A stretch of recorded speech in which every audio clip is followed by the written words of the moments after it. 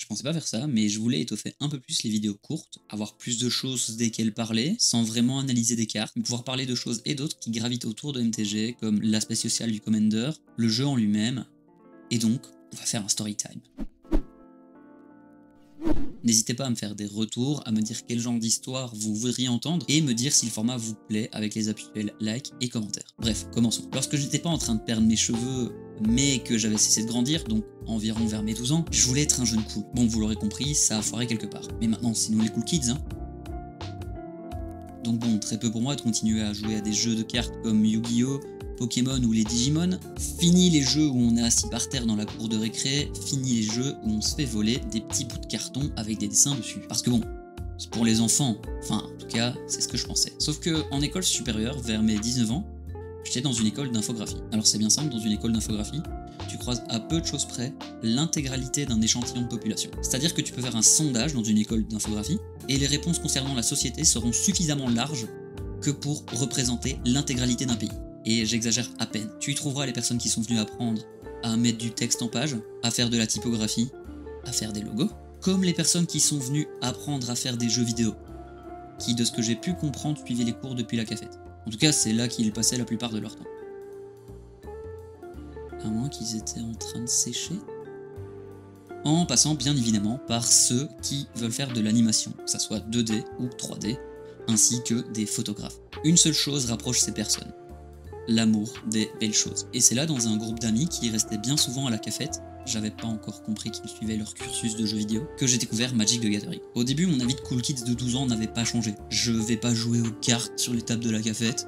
Non, moi je vais gentiment vous regarder, je suis un cool kids moi. Regardez, je transpire la coolitude. Et puis j'ai regardé les cartes pendant que mes potes jouaient. Et c'est de cette manière que j'ai réalisé que sur des cartes de Terros, on n'était pas simplement en train de parler d'un jeu de cartes. Je n'ai personnellement jamais été trop fan des DA de Yu-Gi-Oh! Et des autres mangas et animés. Ça a jamais été mon kiff, désolé, c'est pas mon truc. Et grand bien vous fasse si vous kiffez ça. Chacun son truc, soyez vous-même. C'est le principal. J'ai parfois regardé des animés, parce que les histoires m'ont accroché à un moment ou à un autre de ma vie. Personne ne peut dire qu'il n'a jamais vu un seul épisode de Pokémon, mais j'ai vu du Beyblade, du Yu-Gi-Oh!, du Bleach, du Full Metal Alchemist, et bien sûr, du One Piece. Mais je n'en ai jamais fini un. Toujours est-il que c'est pendant la partie de jeu de mes potes dans la cafette que j'ai feuilleté toutes les cartes communes qui se trouvaient devant moi. C'était vraiment des bulks, il n'y avait rien à en tirer.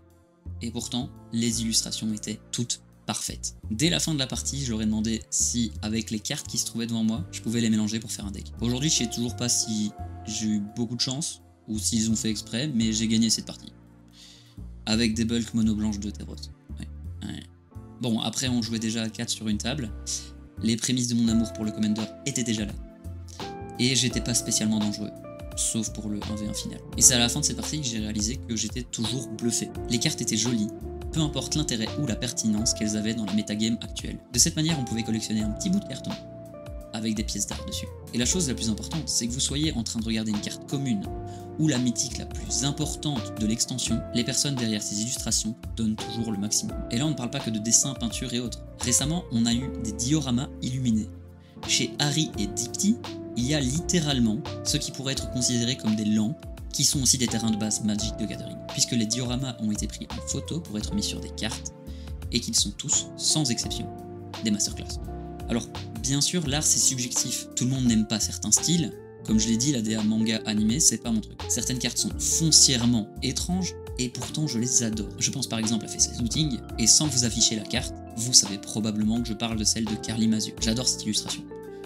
Je pense que l'artiste n'a jamais eu le temps de la finir, et donc de peaufiner quelques détails, et forcément, elle a pris un énorme tollé. Plus je la regarde, plus je l'apprécie.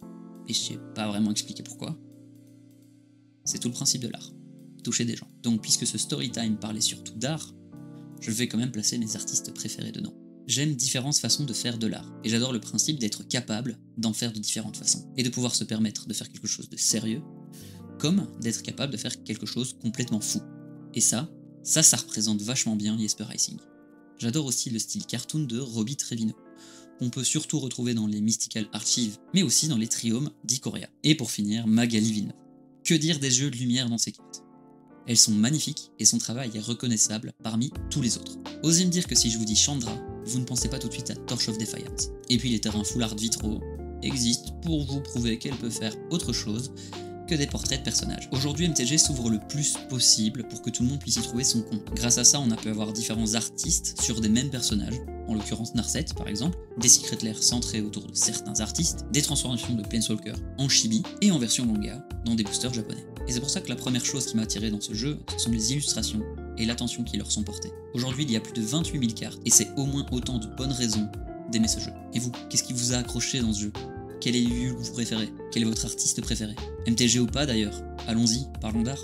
Merci d'avoir regardé la vidéo, n'hésite pas à laisser un like et un commentaire, et surtout, à t'abonner si tu ne l'es pas.